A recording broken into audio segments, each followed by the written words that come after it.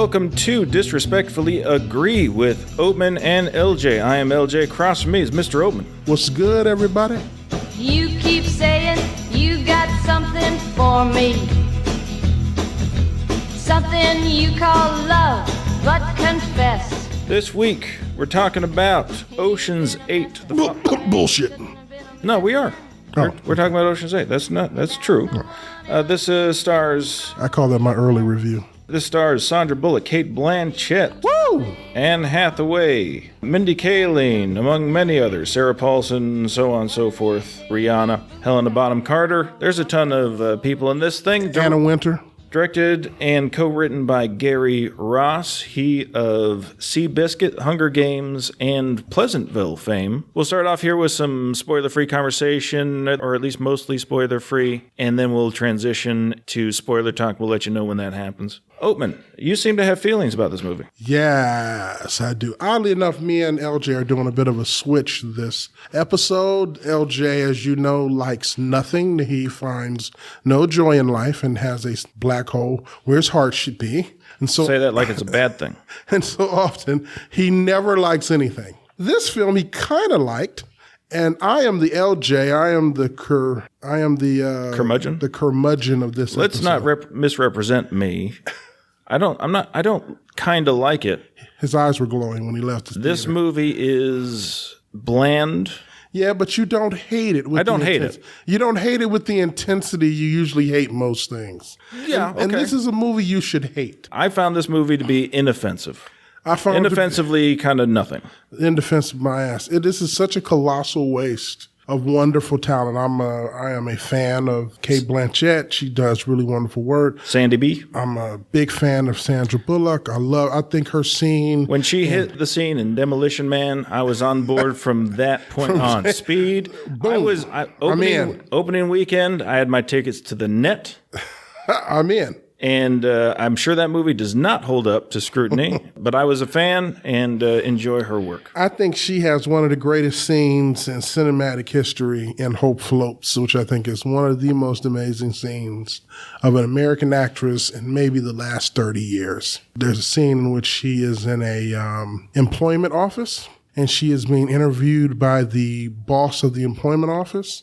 She is an ex-beauty queen who has fallen because her husband, she finds out on a TV talk show, her husband was cheating on her, and this person who has this perfect world falls to pieces and must sort of slink her ass back to her hometown. And she needs a job because her husband made all of the money.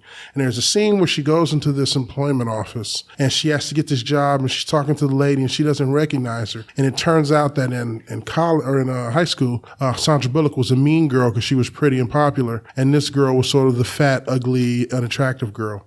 And so the lady whose name is Dorothy, now they used to call her Dot, and she starts giving it to Sandra Bullock. And there is a turn in that scene that is so skillful, so wonderful, so amazing. I've been a fan ever since. I mean, I liked her work before, but that scene has so much depth and heart and talent and well written and well acted. I loved her since then. That actress was not in this film of Ocean's 8. What about the scene in Demolition Man where she's trying to learn how to swear? You son of a bitch.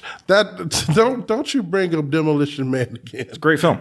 It's a great film. Great film. Stop it. You're doing that just to irritate me. Wesley Snipes, tour de force. And so as a fan of Sandra Bullock, as a fan of Mindy Kaling, as a fan of many of the women in this film, I just felt like you get all of these great women together, super talented, the ability to take really funny lines and turn them like a dagger, and you give them nothing to do.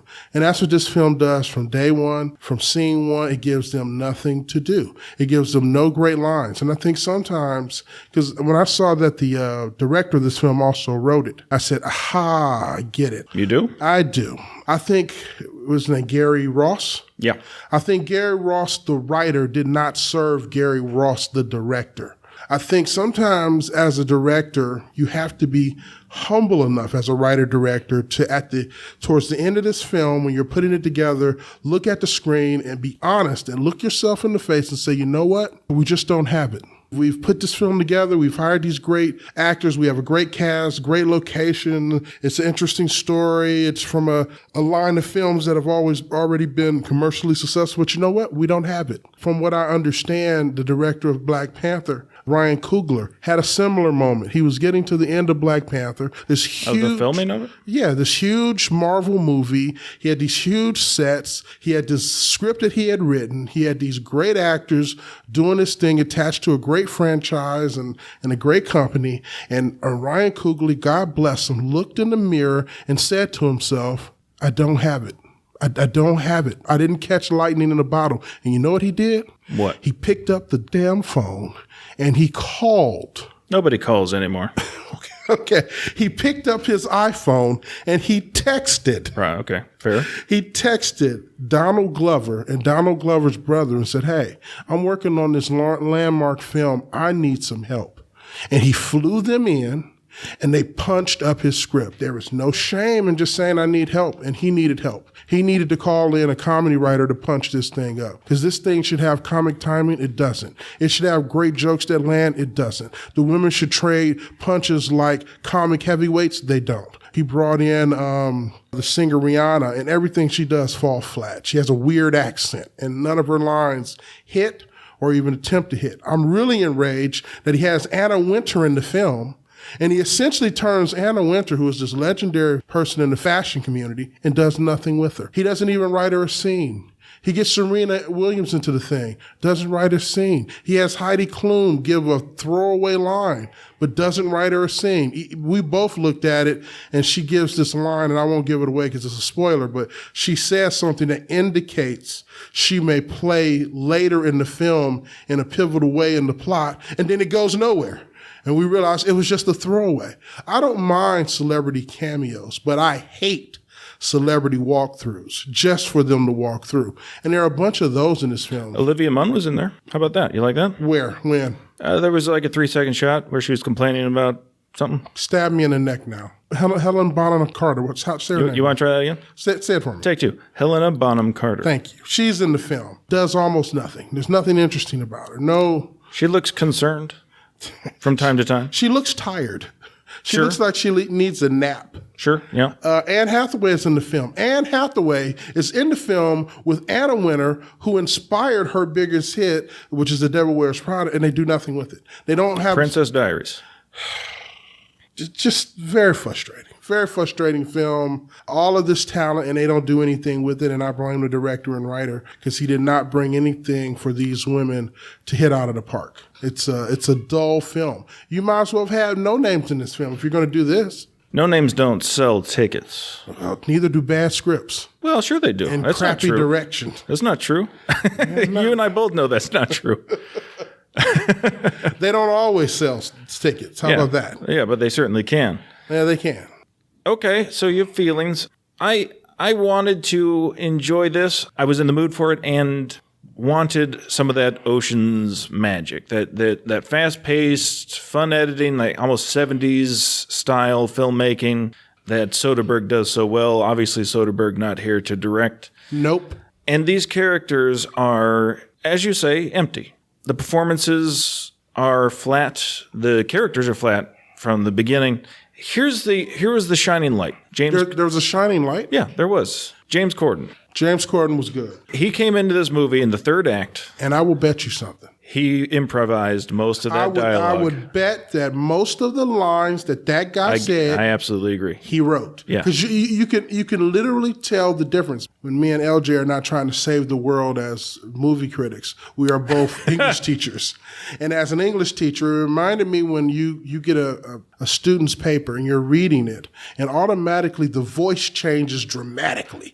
And it's clearly been copied off of something and copied badly. Yeah. It felt like that. There was such a shift in the voice. Incongruity, Yeah, I'm like, wait a minute. Incongruous. That guy didn't write that dialogue. That's James Corden. I bet he wrote that or improvised those lines. I'm sure he improvised most of that. Absolutely. And it works. It works. When he comes into the film, oh, something just happened. Yeah. You have my attention. Act 3. This is the same problem as Han Solo, the Han Solo movie.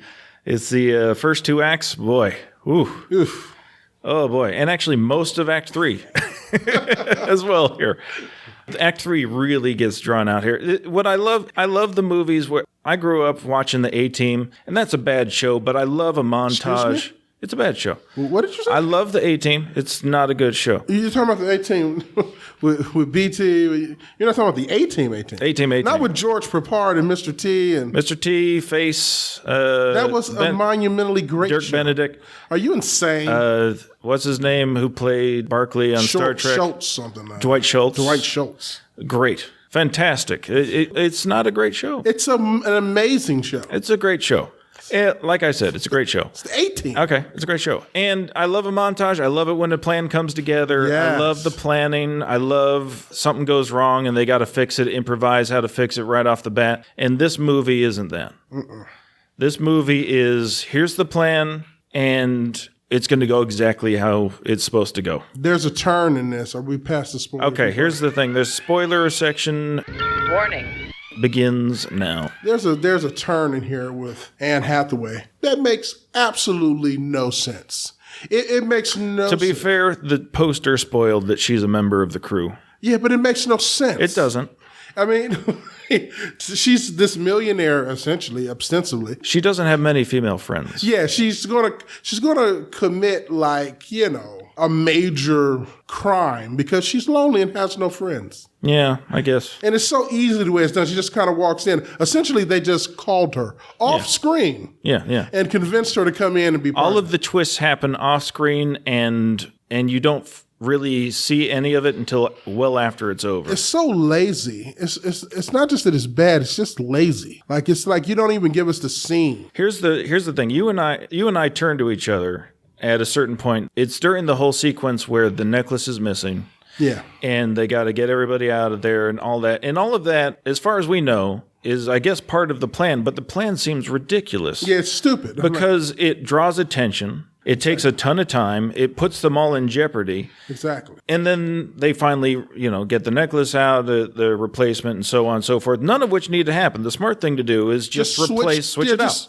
You can switch it on her neck. So nobody knows. Yeah, there's a scene where Anne Hathaway is on the ground and she's throwing up, and they steal the necklace off her neck, but you could easily swipe it on her neck. That's the smart move. And you and I both look at each other like, this is dumb. And of course, it's revealed later, well, actually, that was the distraction for stealing the real stuff in the other room, which happened all off screen, although we get to see it later. And I guess that makes sense. But the problem with this is all of these women are professionals. They're smart. They should be in on the plan. And if this is part of the plan, they didn't tell them. They didn't tell anybody. It was just Cate Blanchett and Sandy B. They knew what was going on. Nobody else did. And the other women in this should have said, wait, you want us to do what? You want what to happen? You want to draw attention to us and put all of us in jeopardy? It makes no sense. For an extended period of time, because why? No sense. Nobody raised a hand? Nobody said, well, why don't we just swipe it on her neck, have her... Just replace it? Have her carry it home, give it to them. They won't find out until they look at it when it's returned.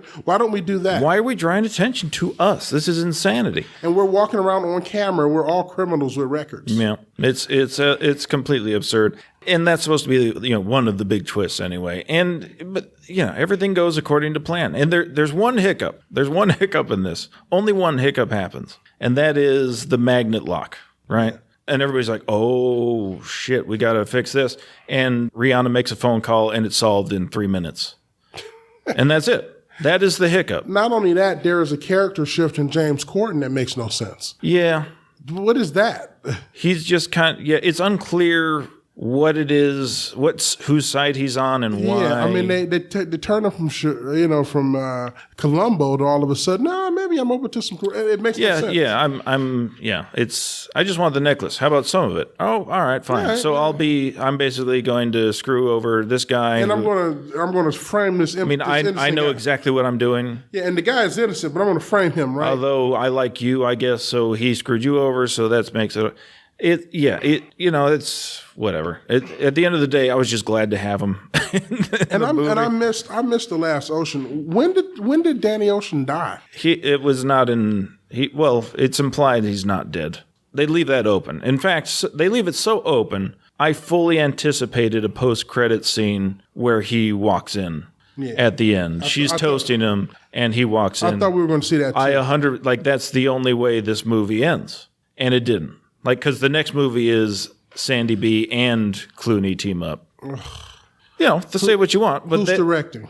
Well, that's hopefully Soderbergh. Oh, my God. But, I'm just speculating. But that's how you end that movie, is with Clooney. Without that movie just ends with that's it? It's such a mortal sin that you get Marlo Thomas and Maggie Smith in a movie. These two luminaries, these two, master actors, and you just throw them away in these one-shot scenes that don't even have dialogue, really. They're almost montage scenes. Yeah, for a movie that's supposed to be about women. And especially, we want to embrace women who are older in Hollywood that are no longer in that ingenue phase, right? Mm-hmm. And this is a movie for that, except the women who are the most out of that range are treated the worst. I agree. Which is kind of a bummer. And again, as you're saying, tremendous assets to this movie that are thrown away. But that said, the movie's, I think Suzanne Plachette is in it, too. Yeah, I'd have to look it up. I think she's one of the old biddies that they bring in. A bunch of legendary actresses at the end of this. But, I'm not as angry about it as you, I guess. I'm just angry whenever you waste talent. Because it's such a monumentally difficult effort to get that level of talent in the same room under the same contract to film a movie. So whenever you get it, I feel like you owe it to the movie community to swing the bat. I don't even care if you miss, but I don't feel like the director swung the bat. It was such a by the numbers, boring, stupid, unambitious piece. You took all of that talent and you wasted it. When is the next time you're going to have that kind of female talent under the same roof? Recently, I saw another film called The Book Club for one of my wife's date nights. And once who'd you go with? Who go with? Who'd your wife go with? She went with me. Oh, interesting. So we went together. That's how you guys do it, huh? That's how we do it. So we went to go see this book club, and it stars Candice Bergen, Jane Fonda, Mary Steenburgen, Diane Keaton. And you know what I loved about the film? It swung the bat. Some people can like it or not like it, but it was funny. They were talking about sex. They were doing physical pratfalls. The writing was funny. They had older stars like Andy Garcia in it. We got to see Don Johnson in it. And that film, which was about these older women coming together and embracing sex in their later years, it swung the bat, and it was funny, and it was entertaining. There were characters in it? They were characters in it, but they went someplace. It was satisfying. And you said this, which is very true. It almost seemed like when you see the trailer, it seems like a kind of fake movie and a real movie that's a parody, but they actually made a movie about it, and everybody looked fabulous. Jane Fonda is 80 years old, and she looks amazing in this film, and it's funny and vivacious. She's good. She came back for Monster-in-Law, right? Yeah. And that was garbage fire. But since then, she's been in great stuff like Newsroom. She's great in Newsroom. Absolutely. A bunch of other things. Exercise does a body good because she is in shape. She's very physical as an actor. What's that? She's got a show on Netflix. Frankie and John. Frankie and somebody with Lily Tomlin. Yeah, Lily Tomlin and her, and they've got a really nice dynamic in that show. Yeah, she's. I mean, if I was another great actress, Lily I wish Tomlin, that I was fantastic. moving that well at 80. Because in this film, I wish I was moving that well now. Yeah, exactly? What did you say to me the other day? I was like, "How are you doing today, LJ?" You were like, "Able-bodied." I was on a cane having a gout flare. I love that film took those women and it did something with them. It swung the bat because when is the next time? Never. Maybe if we get a sequel, but how often are you going to get that kind of high-powered talent under one director in one film? So when you get it, do something with it. I don't even mind if it's a dumpster fire, but at least be ambitious. One thing I've always loved about Kevin Costner is Kevin Costner's had some huge stink bombs, but it is always ambitious. He always swings for the fences, and boy, when he misses, he misses. Boy, Waterworld, my God. Oh my God, Waterworld, The Postman. Let me tell you something. Hey, whoa. The Postman is one of my. Now, this is the thing you're gonna make fun of me on. The Postman is one of my guilty pleasures. It is a guilty pleasure. It is. I get it. My guilty pleasures. I get it. I get it. Here's something I did with Waterworld. When I forget who aired this. It was like NBC, like back in the day. They got the network premiere of Waterworld, and it was the network premiere of Waterworld uncut. It was wow. they added like an extra 40 minutes to this thing, plus commercials. I was there till Tuesday watching this thing, and it was, I don't know how I sat there for the whole thing. It was awful. It was awful. It was a bad movie made longer. It was awful. With commercials, I watched the whole damn thing. Know, sometimes his movies for me get better over time. Like I remember the first time I saw Wyatt Earp, I thought it was a mess. And I don't think I even got through that whole thing. And the first 20 minutes of it is. I mean, the first 20 minutes are a mess. But if you lop off... Isn't that a Kasdan film? I think it is. It's a Kasdan film. If you lop off the first 20 minutes of it, after that, it gets better. When I first saw it, it was what? Because it's so ambitious. It tries to do so much stuff, and it tries to walk away from the legend, unlike how Tombstone, where Tombstone just wanted to make a superhero movie, but in the West, which I get that. They wanted to live the myth. He wanted to find the man, and he did this ambitious opus that was very badly received and badly reviewed, and I disliked it when I first saw it. But because of the ambition of the piece, after I watched it later, I said, once you lop off that 20 minutes, if you can stomach through that, it actually is not a bad film. It's very well acted, and there's clearly a level of attention and detail to it that comes from a person that has an ambition to create something great. When you look at Ocean's 8, there's nothing handmade about it. There's nothing detailed about it. There's no passion in it. It's sort of an empty film that fills you full of empty calories. And when you have this level of talent, it's a sin. It's a sin to waste that for me. Shame on you, Gary Ross, whoever the hell you are. Shame on you. I like Pleasantville. I think Pleasantville is a fantastic film. Well, great. Let's go rewatch that, but stay away from Ocean's 8. Pleasantville was okay. I mean, it was fine. The biggest sin, I guess, for me was, this movie follows the template of the first Oceans almost verbatim. And there's even a scene... except the part where it's interesting and funny. I got you. I'm just saying the skeleton. They take the skeleton, they remove all of the muscle and the... contours and stuff, and just the skeleton. But Cate Blanchett plays the Brad Pitt character in this one, and they have a similar scene. She and Sandy B have that moment where it's clear she's mixing business and her personal life, just as Clooney did in the first movie. And they have that confrontation just like Clooney and Brad Pitt did, and it has, a 16th nothing. Of the tension, the drama, the history. Is Cate Blanchett calling her out? It's a nothing. And Sandy B says, "Yeah, it'll be all right." And she says, "Okay, I guess so." And that's the scene. It is as you say, it is a missed opportunity, and that I suppose that's upsetting. That points up another thing.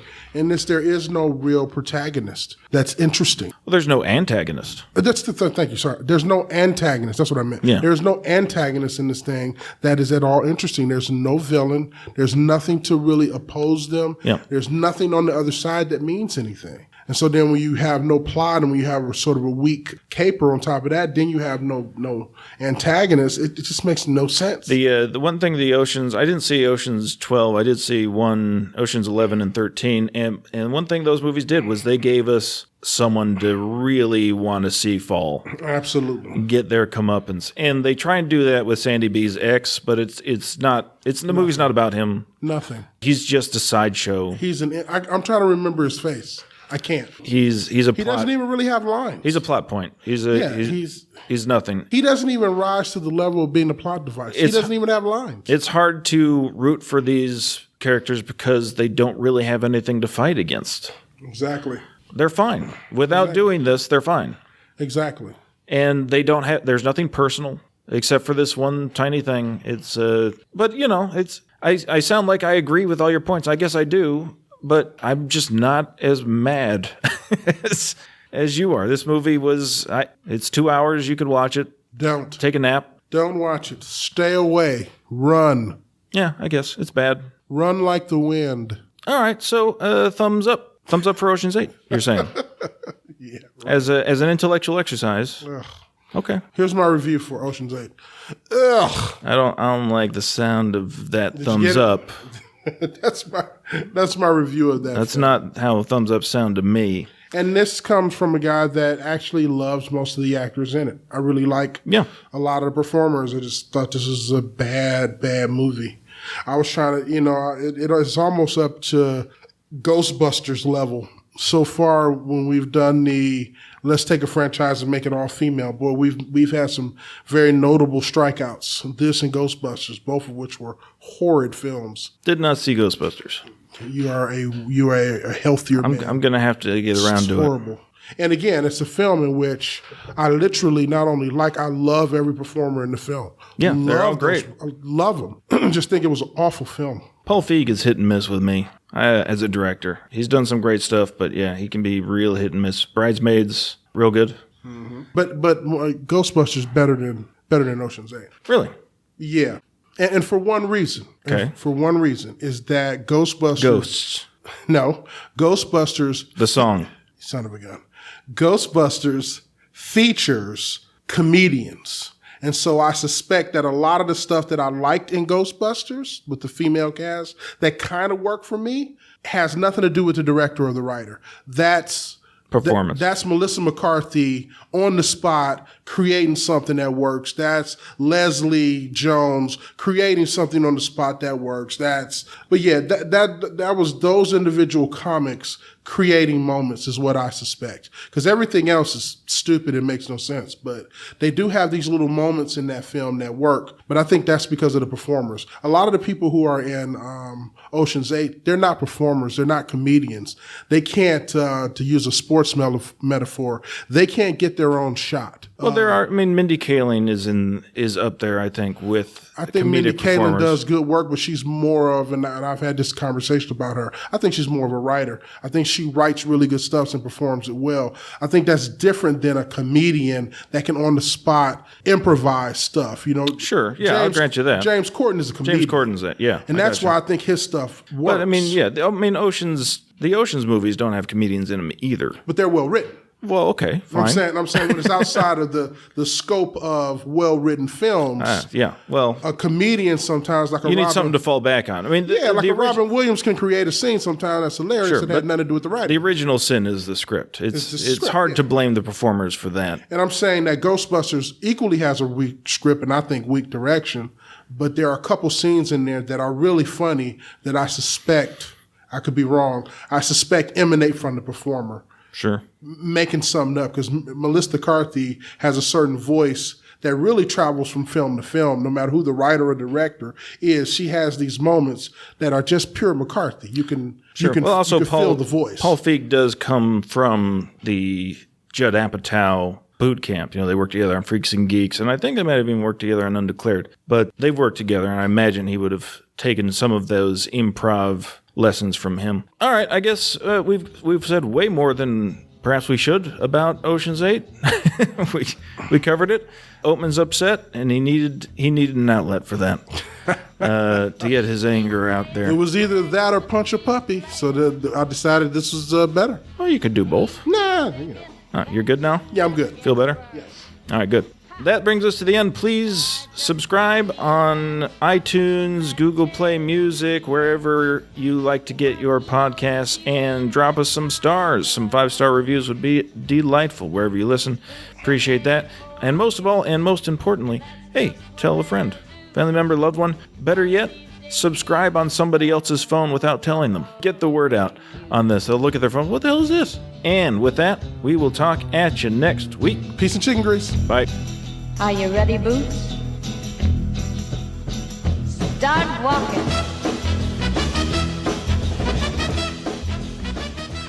Which one's better, this or Solo? Oh, Solo by far. I mean, it's not even close. Really? Not even close. But this one, you could see the Wookiees. Well, let's compare. A couple things that Solo has that this doesn't off the rip. It has a solid, and I will say even a little surprising, even that's probably unfair to the actor, but it has a solid and surprising antagonist that is interesting and is good and is evil and is an actual force that is on the screen that you fear and is dangerous and carries some dramatic weight in the film. Sure. Solo was kind of a nothing burger. The female that he was going to save, even though I didn't think they did a lot with her, she's much better than the characters in Ocean's 8. She's much more interesting, does more things, carry more dramatic weight. I get it. She's better written. She's better written. There's more. That's a better way to put it. History to that character than anybody in this. She's a better written character than what these characters are. The actors in this movie, I think, are stronger performers. Yeah, but they didn't have the writing. They didn't have that, no. If they would have had the level of writing that she had, and I think she's a solid actor. She is. Yeah, but I thought that character I thought Woody Harrelson character way better than anything in Ocean's 8.